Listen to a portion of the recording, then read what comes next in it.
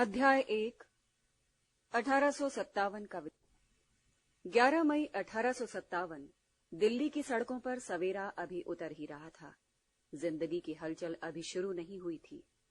तभी मेरठ से आए सिपाहियों का एक दस्ता यमुना पार कर शहर में पहुंचा। उन्हें सामने दिखाई दिया चुंगी का दफ्तर। उन्होंने उसमें आग लगा दी और फिर लाल किले की तरफ बढ़ गए। इन सिपाहियों ने एक दिन पहले ही मेरठ में अपने अंग्रेज अफसरों का आदेश मानने से इनकार कर दिया था और उनकी हत्या कर दी थी। सिपाहियों के शहर में प्रवेश करते ही दिल्ली जैसे नींद से जागी। अच्छी खासी भीड़ इन सिपाहियों के पीछे हो ली। सब रोमांचित थे। राजघाट दरवाजा पार कर ये लोग लाल किले के भीतर पहुंचे। सिपाहियों का ये दस्ता यहां मुगल सम्राट बहादुर शाह द्वितीय से ये अपील करने आया था कि सम्राट इन सिपाहियों का नेतृत्व स्वीकार करे। हालांकि ईस्ट इंडिया कंपनी से पेंशन पा रहे मुगल सम्राट के पास उस समय इन सिपाहियों की रहनुमाई करने के लिए बचा ही क्या था। फिर भी मुगल सम्राट का नाम इन सिपाहियों के विद्रोह को महत्व तो प्रदान कर ही सकता था। इसलिए जब सिपाहियों ने सम्राट से रहनुमाई की अपील की तो वह जरा हिचकिचाए, क्योंकि वो ये नहीं तय कर पा रहे थे कि इन सिपाहियों के इरादे वाकई में क्या हैं और फिर क्या वो खुद इस लायक हैं कि इस लड़ाई में कोई प्रभावी भूमिका निभा सकें। बहरहाल सिपाहियों ने बहादुर शाह को इस बात के लिए राजी कर लिया था कि वो खुद को शहंशाह हिंदुस्तान घोषित करे। इसके बाद सिपाहियों ने दिल्ली पर कब्जा करने का अभियान शुरू किया। कंपनी के राजनीतिक एजेंट साइमन फ्रेजर समेत सैकड़ों अंग्रेज इस अभियान में मारे गए। सरकारी दफ्तरों पर या तो सिपाहियों ने कब्जा कर लिया था या उन्हें नष्ट कर दिया। इस तरह सत्ता के केंद्र और प्रतीक के रूप में दिल्ली पर कब्जे के साथ 1857 के विद्रोह की शुरुआत हुई। विदेशी शासन को खत्म करने की दिशा में ये असफल लेकिन साहसिक प्रयास था। दिल्ली पर कब्जे और बहादुर शाह द्वितीय द्वारा खुद को हिंदुस्तान का सम्राट घोषित किए जाने से इस विद्रोह को एक सकारात्मक राजनीतिक अर्थ मिला।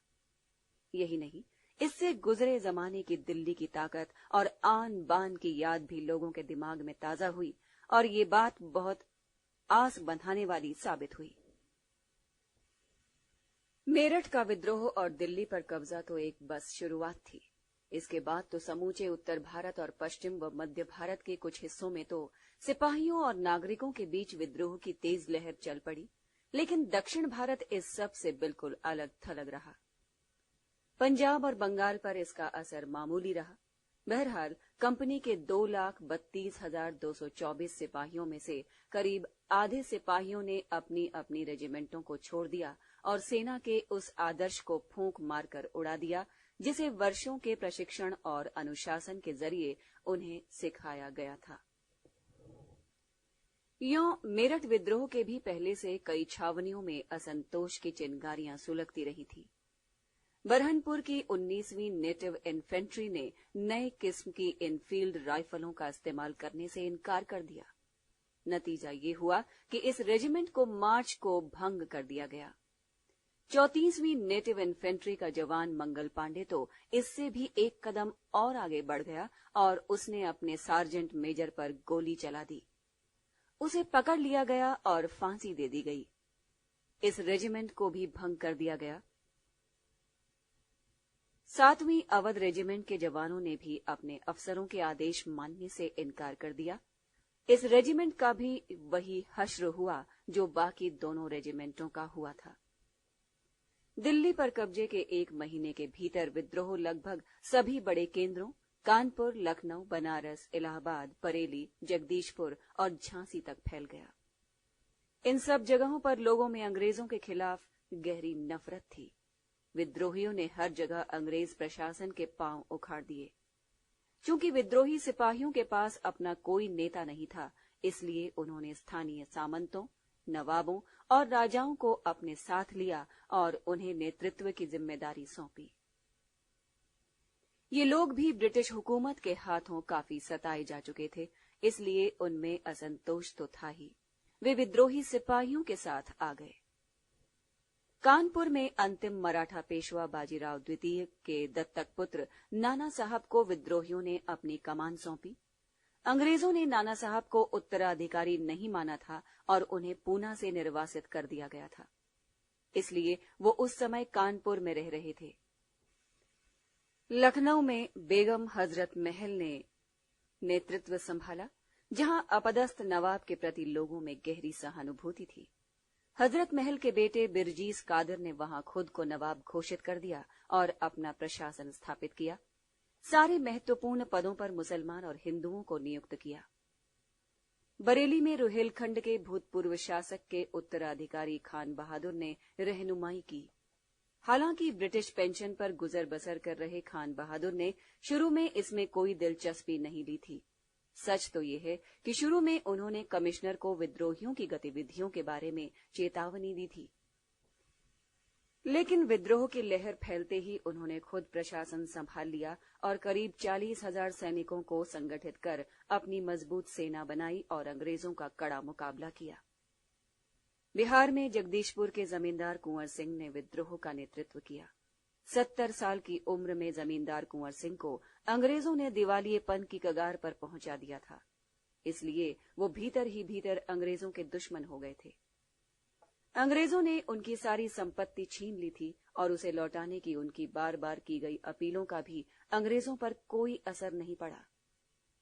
हालांकि उन्होंने खुद किसी विद्रोह की योजना नहीं बनाई थी, लेकिन जैसे ही विद्रोही सिपाहियों का दस्ता दीनापुर से आरा पहुंचा, कुंवर सिंह उनके साथ हो गए।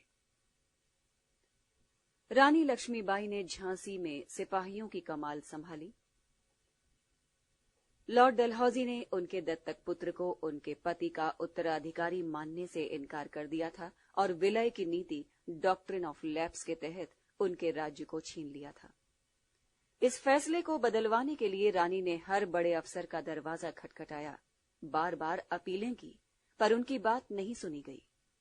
उन्होंने विद्रोह के इस मौके पर अंग्रेजों के साथ बातचीत फिर शुरू करने की कोशिश भी की कि अगर उनकी मांगें मंजूर कर ली जाएं तो वो अंग्रेजों का साथ देंगी और इस तरह झांसी की तरफ से अंग्रेजों को कोई खतरा नहीं रहेगा। लेकिन अंग्रेज अफसरों ने उनके साथ दुश्मनी जैसा बर्ताव किया। रानी लक्ष्मीबाई ने सिपाहियों का नेतृत्व स्वीकार किया। मार्च 1858 में उनके मैदान संभालने के बाद झांसी ने अंग्रेजों को बहुत कड़ी टक्कर दी। उस पर काबू पाना अंग्रेजों के लिए वाकई बहुत दुरूह साबित हुआ। विद्रोह की ये लहर सिर्फ बड़े केंद्रों तक ही सीमित नहीं रही। बंगाल की करीब सभी सैनिक छावनियों और बंबई की भी कुछ छावनियों को इसने अपनी लपेट में ले लिया। सिर्फ मद्रास अछूता रहा। वहां सैनिक अपने अंग्रेज अफसरों के प्रति निष्ठावान बने रहे। यहां सवाल उठता है कि कंपनी बहादुर की नौकरी में लगे सिपाहियों ने आर्थिक स्थायित्व और सामाजिक प्रतिष्ठा को ठोकर मारकर विद्रोह क्यों किया? सारी सुविधाओं को त्याग कर सिपाहियों ने अनिश्चित भविष्य का खतरा क्यों मोल लिया? दिल्ली में सिपाहियों ने जो मनादी की थी वो इस सवाल का जवाब देती है। सब जानते हैं कि अंग्रेजों ने इन दिनों क्या गंदे तरीके अपनाए। पहले तो उन्होंने सारी हिंदुस्तानी सेना का धर्म नष्ट कर दिया और फिर लोगों को अनिवार्य रूप से ईसाई बनने पर मजबूर किया। इसलिए हम पूरी तरह अपने धर्म पर कायम रहते हुए लोगों के साथ एकजुट हुए हैं और हमने किसी म्लेच्छ को जीवित नहीं छोड़ा है और इस बुनियाद पर हमने दिल्ली का शासन फिर से स्थापित किया है।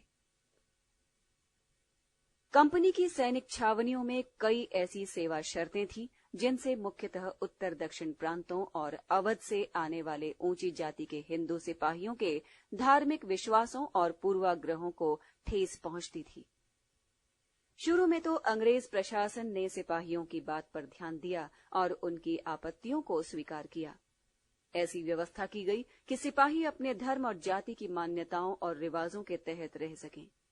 लेकिन जैसे जैसे सेना की जिम्मेदारी बढ़ती गई, न सिर्फ देश के कई हिस्सों में बल्कि विदेशों में भी भारतीय सिपाहियों को भेजा जाने लगा, तो धार्मिक मान्यताओं के तहत उन्हें सुविधाएं दे पाना संभव नहीं रह गया।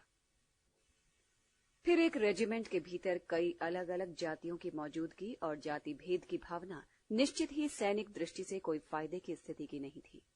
इसलिए प्रशासन ने सबसे आसान रास्ता सोचा, ब्राह्मणों की भर्ती में कमी लाई जाए। लेकिन ये कोशिश सफल नहीं हुई। 19वीं सदी के मध्य में बंगाल सेना में ऊंची जातियों का ही वर्चस्व था। धार्मिक विरोध सबसे पहले 1824 में उभरा, जब बैरकपुर की 47वीं रेजिमेंट को बर्मा जाने का आदेश दिया था। हिंदुओं के लिए तब समुद्र पार करने का मतलब था उनका धर्म नष्ट होना। इसलिए सिपाहियों ने इनकार कर दिया। आदेश का विरोध करने वाले सिपाहियों को फांसी पर चढ़ा दिया गया और रेजिमेंट भंग कर दी गई। अफगान युद्ध के दौरान तो भारतीय सिपाहियों की धार्मिक मान्यताओं को गहरी ठेस लगी। युद्ध के दौरान सिपाहियों को कैसा भी और कुछ भी खाने पीने पर मजबूर किया गया। नतीजा ये हुआ कि सिपाहियों के गांव घर के लोगों में ये भावना बैठ गई कि सिपाही धार्मिक मान्यताओं का पालन नहीं कर सकते। इसलिए युद्ध के बाद सिपाहियों के घर लौटने पर बिरादरी में वापस लौटना उनके लिए मुश्किल हो गया। सीताराम नाम का एक सिपाही जब अफगानिस्तान से लौटा तो न सिर्फ उसे अपने गांव बल्कि अपनी बैरक में भी जात बाहर घोषित कर दिया गया। इस तरह कंपनी की नौकरी में होने की इज्जत उसे समाज में जगह नहीं दिला सकी। धर्म और जाति कहीं ज्यादा ताकतवर साबित हुई। अफवाह उड़ी कि सरकार छिपे तौर पर धर्म परिवर्तन को बढ़ावा दे रही है, ईसाई बनाने के लिए प्रोत्साहन दे रही है। इस अफवाह से सिपाही और भड़क उठे। सरकार और ईसाई मिशनरियों के आपसी रिश्तों ने अफवाह को और बल दिया। कुछ छावनियों में मिशनरियों को ईसाई धर्म प्रचार की पूरी छूट थी। इसके अलावा आटे में हड्डी का चूरा मिलाने की खबर और नई इनफील्ड राइफल के प्रयोग ने सरकार के प्रति और संदेह पैदा कर दिया। नई राइफल में प्रयोग होने वाली कारतूसों को राइफल में भरने से पहले दांत से खींचकर खोलना पड़ता था। इसमें जो ग्रीस लगी होती थी वो गाय और सूअर की चर्बी से बनती थी। सिपाहियों की धार्मिक भावनाओं को इससे ठेस पहुंची। उन्हें लगा कि उनका धर्म खतरे में है। लेकिन उनके क्षोभ का कारण केवल आहत धार्मिक भावनाएं ही नहीं थी। वे खराब सेवा शर्तों के कारण भी क्षुब्ध थे। वेतन बहुत कम था और जिंदगी नारकीय। पैदल सेना के सिपाही को 7 रुपए मिलते थे और घुड़सवार सेना के सिपाही को 27 रुपए। लेकिन इसी में से उसे अपनी वर्दी, भोजन इत्यादि पर खर्च भी करना पड़ता था। समूचे खर्चे के बाद बमुश्किल 1 या 2 रुपए बचते थे। इसके अलावा उन्हें हमेशा ये महसूस होता कि वो समान वेतन भोगी अपने अंग्रेज साथी का सहायक बनकर रह गया है। हर कदम पर उसे लगता कि गोरे काले का भेद किया जा रहा है। पदोन्नति और अधिकार दोनों मामलों में उसके साथ भेदभाव बरता जाता था। P.R. होम्स ने लिखा है, सिपाही जानता था कि वो चाहे जितनी कर्तव्य निष्ठा दिखाए, चाहे जितना बहादुर सैनिक बन जाए, उसे अंग्रेज सैनिक के बराबर वेतन कभी नहीं मिलेगा। 30 वर्ष की कर्तव्यनिष्ठ सेवा भी उसे अंग्रेज अफसर का मातहत होने से बचा नहीं सकेगी। वास्तव में ये सिपाही सैनिक वर्दी में किसान थे जो अब तक गांव की मिट्टी से जुड़े थे।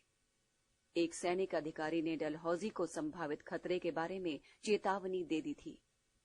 हमारी सेना देश के किसानों के बीच से बनी है। किसान के कुछ अधिकार हैं। यदि इन अधिकारों का हनन हुआ तो हम ज्यादा दिनों तक सेना पर भरोसा नहीं कर सकेंगे। यदि आप भारतीय जनता की संस्थाओं पर कुठाराघात करेंगे तो सेना भारतीय जनता की हमदर्द हो जाएगी, क्योंकि वो इसी के बीच से बनी है। किसी भी व्यक्ति के अधिकारों के हनन का मतलब है किसी न किसी सैनिक के अधिकारों का हनन, क्योंकि हर सैनिक किसी न किसी का या तो बाप है या बेटा या भाई या दूर का रिश्तेदार। वास्तव में उस समय अवध में शायद ही कोई ऐसा परिवार रहा हो जिसका कोई सदस्य सेना में न रहा हो। केवल अवध के ही 75,000 सैनिक सेना में थे। कोई भी घटना इन्हें तत्काल प्रभावित करती थी। नए भू राजस्व कानून ने सैनिकों को बहुत प्रभावित किया। इसके खिलाफ केवल सैनिकों की ओर से 15,000 अर्जियां दायर की गईं। दिल्ली के विद्रोहियों का घोषणा पत्र इस बात का सबूत था कि सिपाही अंग्रेजी शासन के दमन के प्रति सचेत हो गए थे। इस प्रकार सेना अपने आप में ही अंग्रेजी हुकूमत के खिलाफ विद्रोह का पर्याय हो गई थी। ये सब इसीलिए हुआ क्योंकि सैनिक किसी न किसी तरह आम जनता से जुड़े थे। ग्रामीण जनता के बीच अंग्रेजी हुकूमत के खिलाफ जो विद्रोही काम कर रहे थे, उन्होंने विद्रोही सिपाहियों का समर्थन किया, विशेषकर उत्तर पश्चिम प्रांतों और अवध में। बंगाल आर्मी में ज्यादातर सैनिक इन्हीं क्षेत्रों से भर्ती किए जाते थे। केवल मुजफ्फरनगर और सहारनपुर को छोड़कर बाकी सारे स्थानों पर सिपाहियों के विद्रोह के साथ साथ नागरिकों का भी विद्रोह शुरू हो गया। सिपाहियों के विद्रोह ने ग्रामीणों को कुछ हद तक सरकारी भय से मुक्ति दिलाई और संगठित विद्रोह सड़कों पर आ गया। सरकारी इमारतें फूंक दी गईं, खजाना लूटा गया, बैरकें तोड़ी गईं, हथियार लूटे गए और जेल के फाटक खोल दिए गए। ग्रामीणों के बीच अंग्रेजी हुकूमत के खिलाफ विद्रोह का शंखनाद करने वाले विद्रोही नेताओं का असर समाज के हर तबके पर पड़ा। किसान, दस्तकार, धर्मगुरु, नौकरी पेशा, दुकानदार, हर कोई इस विद्रोह में शामिल हो गया और सिपाहियों का विद्रोह आम जनता का विद्रोह बन गया। अंग्रेजी हुकूमत की दमनकारी नीतियों के खिलाफ एक संगठित आवाज थी। ये बगावत लगान के बोझ से किसान पस्त था। वो कर्ज पर कर्ज लेता जा रहा था। ईस्ट इंडिया कंपनी का एक ही मकसद था, ज्यादा से ज्यादा कर वसूलना। बतौर उदाहरण, 1812 में बरेली में कर उगाही का काम 10 महीने में पूरा कर लिया गया। ये एक रिकॉर्ड था। कर की दर बढ़ाई गई, जिससे 14,73,188 रुपए ज्यादा वसूल हुए। सरकार ने कर उगाने वाले अफसरों को बधाई दी। सरकार ने ये नहीं सोचा कि इतना अधिक पैसा इतने कम समय में कैसे वसूला गया। जाहिर सी बात थी कि अफसरों ने कर वसूलने के लिए जनता पर बेइंतहा जुल्म ढाए। उनसे भी डंडे के बल पर पैसा वसूला गया, जिनके पास खाने को कुछ भी नहीं था। एक कलेक्टर ने कई बार सरकार को लिखा कि वो अपने इलाके से वसूली नहीं कर सकता क्योंकि वहां सिवाय घास के और कोई फसल नहीं हुई है। सरकार का निर्देश आया, घास अच्छी चीज है, इसी को बिकवा कर टैक्स वसूलिए। सिर्फ गरीब किसान ही परेशान नहीं थे, सामंत भी अंग्रेजी हुकूमत से दुखी थे। विद्रोही के मुख्य केंद्र अवध में तालुकेदारों के सारे अधिकार छीन लिए गए।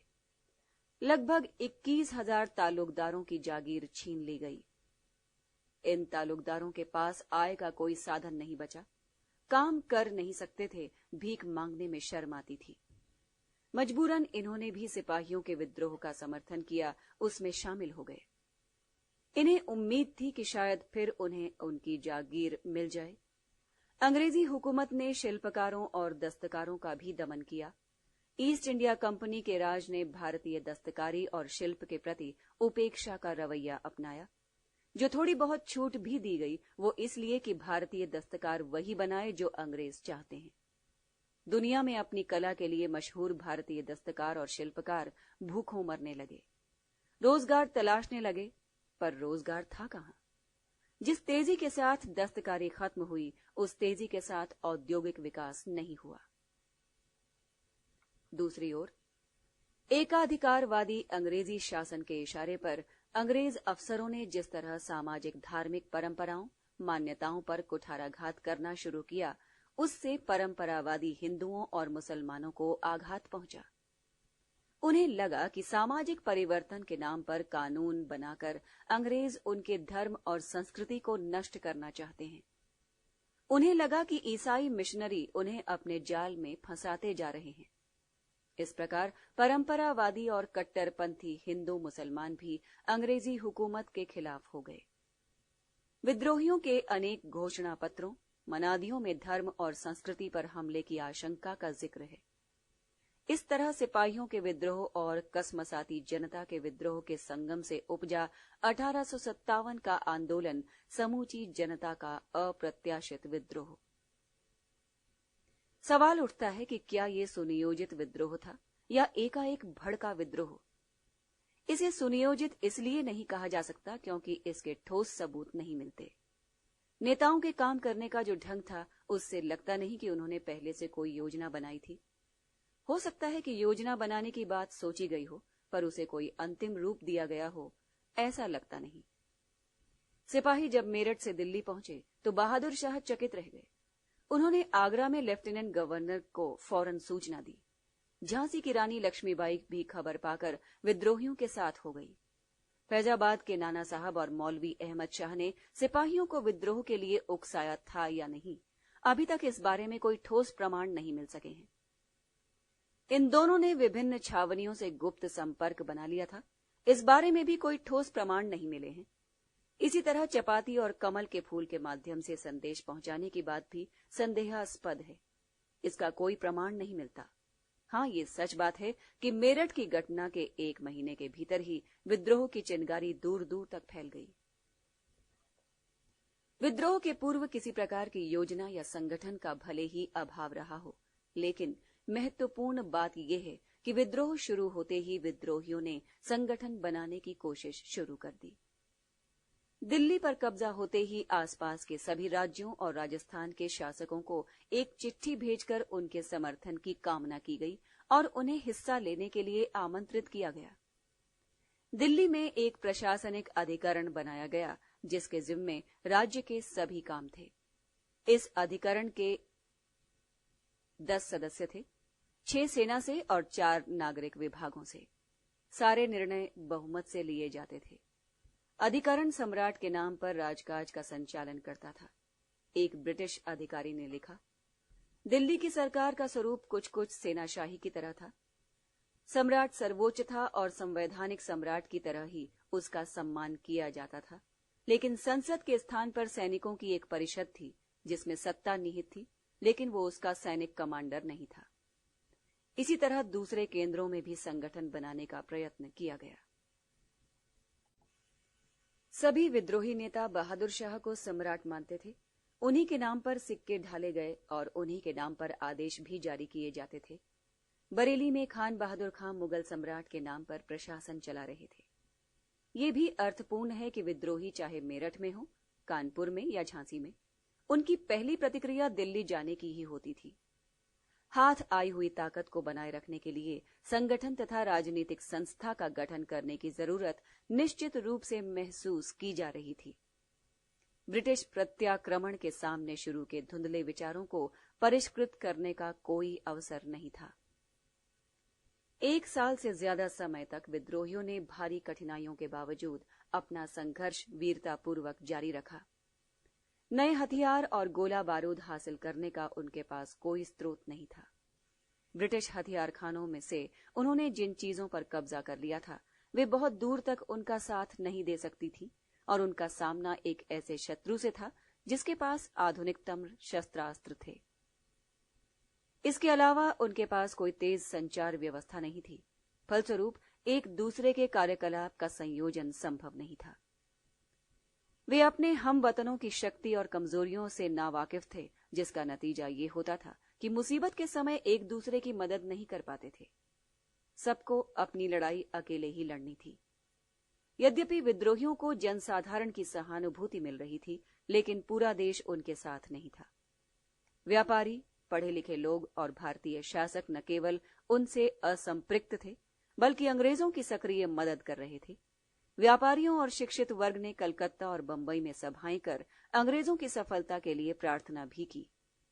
कुछ अपवादों को छोड़कर अधिकांश भारतीय शासकों ने अपने भविष्य की सुरक्षा अंग्रेजों का साथ देने में देखी और आदमियों तथा साज सामान से उनकी मदद भी की। यही मदद यदि सिपाहियों को मिली होती तो शायद किस्सा कुछ और ही होता। करीब करीब आधे भारतीय सिपाहियों ने न केवल विद्रोह नहीं किया, बल्कि अपने ही देशवासियों के खिलाफ लड़ाई की। 5 दस्तों की मदद से, जिनमें 1700 ब्रिटिश सैनिक थे और 3200 भारतीय, दिल्ली पर पुनः कब्जा कर लिया। कश्मीरी गेट को उड़ाने के काम को अंजाम दिया 6 ब्रिटिश अफसरों और 24 भारतीयों ने, जिनमें 10 पंजाबी थे और शेष आगरा तथा अवध के। सच तो यह है कि झांसी की रानी, कुंवर सिंह और मौलवी अहमदुल्ला जैसे कुछ एक सम्माननीय अपवादों को छोड़कर विद्रोहियों को अपने नेताओं से कोई खास मदद नहीं मिली। इनमें से अधिकांश इस विद्रोह के महत्व को समझ नहीं पाए और अवसर के अनुकूल खड़े नहीं हो सके। बहादुर शाह और जीनत महल को सिपाहियों पर भरोसा नहीं था और अपनी सुरक्षा के लिए वे ब्रिटिश अधिकारियों से बातचीत चला रहे थे। ज्यादातर तालुकदारों को महज अपने हितों से मतलब था और मानसिंह जैसे कुछ लोगों ने तो परिस्थिति की मांग के अनुसार कई बार अपनी वफादारी बदली। जो चीज विद्रोहियों को एक सूत्र में जोड़ती थी वो थी विदेशी हुकूमत के प्रति घृणा, लेकिन उनके पास न तो कोई राजनीतिक दृष्टि थी और न भविष्य का कोई साफ नक्शा। वे सब अपने अतीत के कैदी थे और मूलतः अपने विशेषाधिकारों की प्राप्ति के लिए लड़ रहे थे। फलस्वरूप एक नई राजनीतिक व्यवस्था कायम करने की क्षमता उनमें नहीं थी। ऐसी स्थिति में यह आश्चर्यजनक नहीं है कि वे क्रांतिकारी नेतृत्व नहीं दे सके। जॉन लॉरेंस ने ठीक ही टिप्पणी की है कि अगर उनमें यानी विद्रोहियों में से एक भी योग्य नेता निकला होता तो हम सदा के लिए हार जाते। ये होना नहीं था, फिर भी विद्रोहियों ने अनुकरणीय साहस, समर्पण और प्रतिबद्धता का परिचय दिया। हजारों लोगों ने अपने प्रिय आदर्श के लिए लड़ते हुए इज्जत से जान दी। बहरहाल सिर्फ वीरता ही उनसे कहीं अधिक शक्तिशाली ब्रिटिश फौज का प्रत्याक्रमण झेलने के लिए काफी नहीं थी। सबसे पहले दिल्ली का पतन हुआ 20 सितंबर 1857 को। एक लंबी और घमासान लड़ाई के बाद हुमायूं के मकबरे में शरण लिए हुए बहादुर शाह को पकड़ लिया गया, उन पर मुकदमा चलाया गया और फिर बर्मा भेज दिया गया। चूंकि दिल्ली ही विद्रोहियों की एकमात्र आशा थी, इसलिए उस पर अंग्रेजों का कब्जा होते ही विद्रोह की रीढ़ टूट गई। ब्रिटिश सैनिक सत्ता ने एक के बाद एक सभी केंद्रों पर कब्जा करना शुरू कर दिया। झांसी की रानी मर्दानगी के साथ अंत तक अपने लक्ष्य पर अटल रही और युद्ध क्षेत्र में लड़ते हुए 17 जून 1858 को उन्होंने प्राण दे दिए। जनरल ह्यूग रोज ने, जिसने उन्हें पराजित किया, अपने दुर्जेय शत्रु के बारे में कहा है कि यहां वो औरत सोई हुई है जो विद्रोहियों में एकमात्र मर्द थी। नाना साहब ने समर्पण करने से इनकार कर दिया और वे 1859 के शुरू में नेपाल चले गए। उन्हें ये आशा थी कि वे फिर संघर्ष छोड़ सकेंगे। कुंवर सिंह ने अपनी पकी हुई उम्र के बावजूद काफी फुर्ती दिखाई और अंत तक अंग्रेजों को पता नहीं लगने दिया कि वे कहां हैं। उनकी मृत्यु 9 मई 1858 को हुई। तांतिया टोपे ने अपनी इकाई के साथ अप्रैल 1859 तक गुरिल्ला लड़ाई सफलतापूर्वक जारी रखी, लेकिन एक जमींदार ने उनके साथ धोखा दिया और अंग्रेजों ने उन्हें मौत के घाट उतार दिया। तो इस तरह उस सबसे बड़ी चुनौती का अंत हुआ जो ब्रिटिश साम्राज्यवाद को भारत में झेलनी पड़ी। चूंकि विद्रोहियों को सफलता नहीं मिली, इसलिए इसके बारे में सिर्फ अनुमान ही किया जा सकता है कि अगर वे सफल हो जाते तो इतिहास की दिशा क्या होती। क्या होता यदि उन्होंने इतिहास की धारा को विपरीत दिशा में मोड़ दिया होता और पुरानी सामंती व्यवस्था को एक नई ताकत के साथ पुनः स्थापित किया होता। यहां इस पर विचार करने की जरूरत नहीं है। हालांकि इतना तो कहा ही जा सकता है कि उनकी तमाम सीमाओं और दुर्बलताओं के बावजूद उनके सामने एकमात्र विकल्प यही नहीं था। विदेशी शासन से राष्ट्र को मुक्त कराने की कोशिश एक देशभक्तिपूर्ण और इसलिए प्रगतिशील कार्रवाई थी। यदि किसी ऐतिहासिक घटना का महत्व उसकी तात्कालिक उपलब्धियों तक सीमित नहीं होता तो 1857 का विद्रोह भी महज एक ऐतिहासिक ट्रेजेडी नहीं थी। अपनी विफलता में भी इसने एक महान उद्देश्य की पूर्ति की। ये उस राष्ट्रीय मुक्ति आंदोलन का प्रेरणा स्रोत बन गया जिसने वो हासिल कर दिखाया जो विद्रोह हासिल नहीं कर सका। अध्याय 1 1857 का विद्रोह समाप्त। अगला अध्याय सुनने के लिए कृपया एक बार क्लिक करें।